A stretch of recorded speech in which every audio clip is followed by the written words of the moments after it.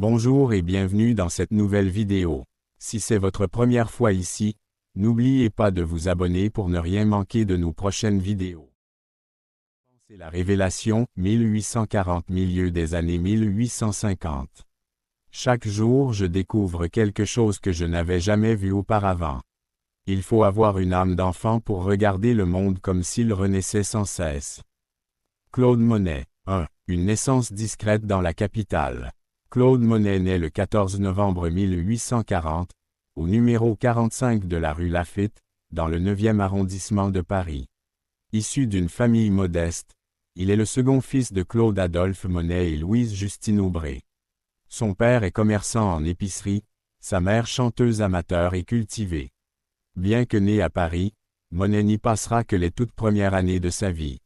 En 1845, alors qu'il n'a que 5 ans, la famille Monet quitte Paris pour s'installer dans le port normand du Havre, où le père espère développer une entreprise d'importation. Ce changement de décor, en apparence purement économique, va pourtant poser les premières pierres d'une sensibilité artistique exceptionnelle. 2. Le Havre.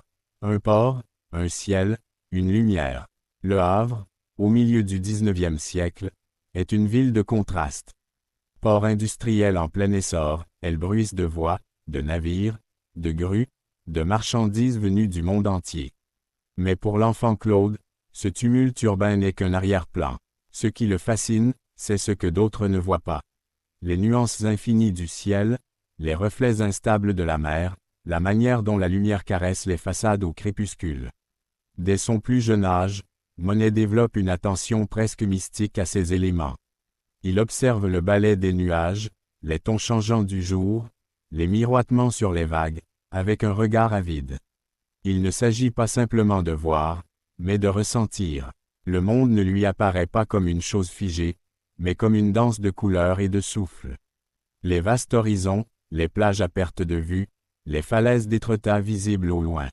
Tout dans cet environnement participe à façonner un regard qui sera, plus tard, révolutionnaire. Le jeune Claude s'imprègne de la mer, du vent, de la lumière, sans encore savoir qu'il les immortalisera un jour sur ses toiles. 3. Un élève rétif, un artiste précoce. À l'école, Claude Monet est un élève dissipé. Il n'aime pas l'autorité, supporte mal les contraintes, s'ennuie dans les cours. Très vite, il préfère dessiner dans les marges de ses cahiers que suivre la grammaire latine ou les mathématiques. Ce rejet de l'enseignement conventionnel s'accompagne d'une grande précocité artistique. Il dessine tout ce qui l'entoure, mais avec un humour mordant. Caricature de ses professeurs, des commerçants du quartier, des figures locales. À 15 ans, ses dessins commencent à faire parler de lui dans la ville. Il devient le caricaturiste du Havre, et ses croquis se vendent pour quelques francs dans une papeterie locale. Ce sont des feuilles au crayon ou à l'encre, des portraits grotesques et moqueurs, pleins d'esprit. Pour Claude, ce succès précoce est une bouffée d'air. Il comprend qu'il peut exister par le dessin, que son art peut avoir un prix, littéralement. Mais si ces caricatures font sourire, elles révèlent déjà un œil exceptionnel. Monet capte l'essentiel d'un visage en quelques traits, saisit l'attitude d'un personnage avec une ironie fine, et surtout, affirme une personnalité libre, frondeuse, qui ne rentre dans aucun moule. 4. Eugène Boudin. La rencontre déterminante. C'est dans ce contexte, en 1856 ou 1857, qu'un événement va bouleverser la trajectoire de Claude Monet. Un homme franchit la porte de la papeterie où sont exposées ses caricatures.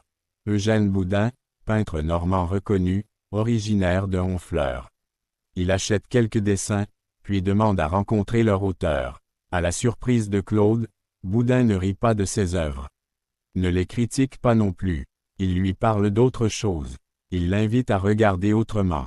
Boudin est un pionnier de ce que l'on appellera plus tard la peinture de plein air. Il peint directement sur les plages, au pied des falaises, face aux cieux tourmentés. Il cherche à capturer l'instant, à fixer une lumière avant qu'elle ne disparaisse. Il appelle cela « peindre sur le motif », une démarche encore marginale à l'époque, où l'essentiel des artistes travaillent en atelier, selon les règles académiques. Boudin propose à Monet de l'accompagner. Claude accepte. Quadratin. 5. Une révélation en plein air. Dès les premières sorties en bord de mer, Claude Monet est bouleversé. Il découvre une autre manière de peindre, libérée des contraintes, ouverte à l'imprévu, en dialogue direct avec la nature. Peindre ne consiste plus à reproduire un objet, mais à rendre une atmosphère, une sensation, une lumière passagère. Il apprend avec Boudin à observer les reflets sur l'eau, les ombres mouvantes, les teintes subtiles du ciel. Il comprend que ce que l'on voit à 8 heures du matin n'est plus visible à 10 heures, et que cette fugacité est précisément ce qu'il faut peindre. Il ne s'agit pas de figer le monde, mais de le traduire avec sincérité. Pour la première fois, le jeune Claude n'imite plus la nature. Il entre en conversation avec elle. Il ne cherche pas la perfection technique, mais l'émotion du moment. Le pinceau devient un prolongement de son regard, de son souffle. Cette révélation va profondément marquer Monet. Il dira plus tard, « Si je suis devenu peintre, c'est à Eugène Boudin que je le dois. » 6. Une philosophie de l'instant. Ce que Boudin lui transmet dépasse la technique. Il s'agit d'une véritable philosophie de l'art, une manière de penser la peinture comme une rencontre vivante avec le monde, et non comme une construction intellectuelle. L'artiste n'est plus un artisan enfermé dans son atelier, mais un être sensible, mobile, réceptif à ce qui l'entoure. Monet comprend alors que la vérité du paysage n'est pas dans sa forme, mais dans la lumière qui le traverse, dans la brume qui l'effleure, dans le vent qui l'anime. À partir de ce jour, il n'a plus qu'une obsession, reproduire l'impression qu'un instant fugace laisse sur lui. Cette idée deviendra, des années plus tard, le cœur de l'impressionnisme.